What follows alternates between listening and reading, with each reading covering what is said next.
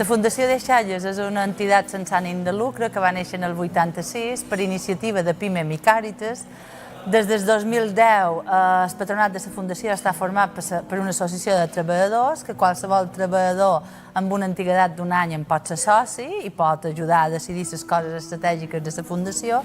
i els objectius fonamentals de la Fundació és l'inserció sociolaboral de persones en risc d'exclusió o en situació de vulnerabilitat, sempre a través d'activitat de medi ambient, especialment la reutilització de totes aquelles coses que la gent ens dona. Per fer totes aquestes activitats tenim diferents tallers, que el taller de recollida, el taller de condicionament, que feien els mobles, el taller de selecció de llibres, el taller de selecció de roba, el taller de costura, de customització de mobles.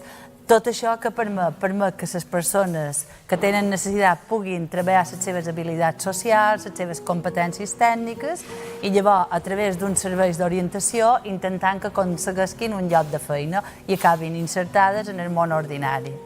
Sempre intentant funcionar baix els criteris de l'economia solidària, aposta som membres de diferents xarxes, entre elles REAS, que persegueix tenir una societat més justa i més sostenible.